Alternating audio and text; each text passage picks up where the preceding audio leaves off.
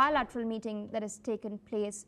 Viewers, we're now learning that more than 300 people have been evacuated from their apartments overnight after a Ukrainian drone attack struck Rostov-on-Don, the capital of the Rostov region. Reportedly, 3 people have been injured in this attack.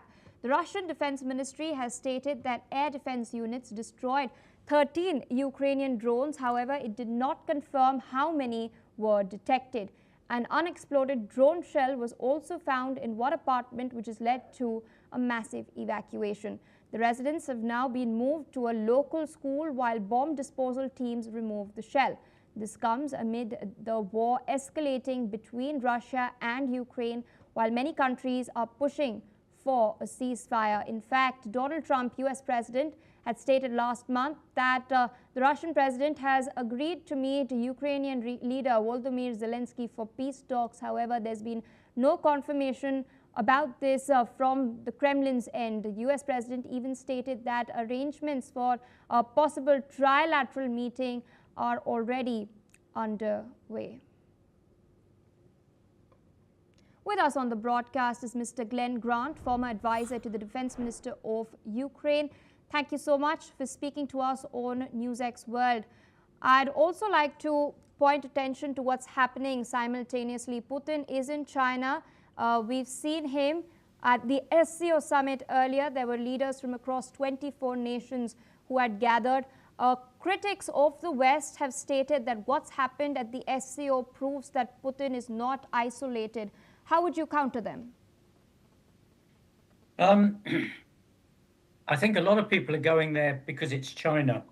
I think we need to just remember again and again that you know, this war was started by Putin, and that Putin is actually managing genocide against Ukraine, stealing children and removing people from Crimea and putting Russians in their place.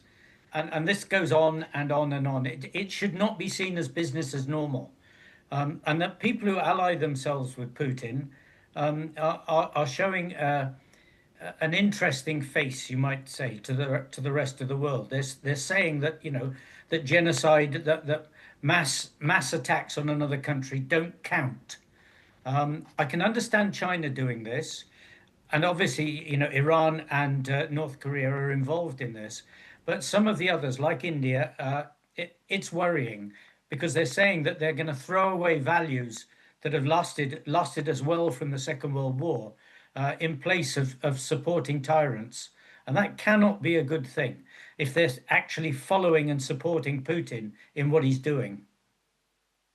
A quick follow-up to that as well. Donald Trump has not been very subtle about his quest to secure the Nobel Peace Prize. But considering the geopolitical ground realities, should Trump then reevaluate his approach to the Russia-Ukraine war? Well, I'm not sure he's got an approach to the Russia-Ukraine war except for bullying Zelensky. I mean, he's totally in support of Putin. And I don't think he's going to change that, because I think Putin has got compromat on Trump. And as ministers in Europe are beginning to actually realize and speak about. So I don't see that Trump is going to change. He can't afford to. He will just continue to bully Zelensky until either Zelensky cracks or Trump cracks, which also might happen. Speaking of ministers in Europe, they've recently met in Denmark. The defense ministers of European nations had gathered in Denmark to discuss security guarantees for Ukraine. We've recently seen statements being made by the German Chancellor, Friedrich Merz, who stated that he does not think that a trilateral that is being mooted by Trump is possible. So in this context, how urgent is it for European nations to chalk out, to outline these guarantees and set them in stone? Oh, very complex question there. I think that the leaders are not just meeting about security guarantees, but are actually looking much wider than that at the whole war and how it affects them and could affect them more in the future, as the German Chancellor has actually said. But you know, Putin has just said that there was no agreement for a further meeting. So we have to believe that actually, one of them is lying. Either Putin's lying or Trump is lying. They can't both be saying the same thing. But I don't believe there will be a meeting in the near future, because simply Russia intends to keep going. They've made that absolutely clear.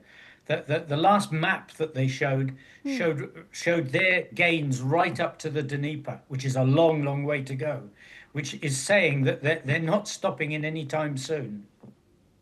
All right, sir. With that, I would like to thank you for taking out time, joining us on NewsX World and sharing your perspective on these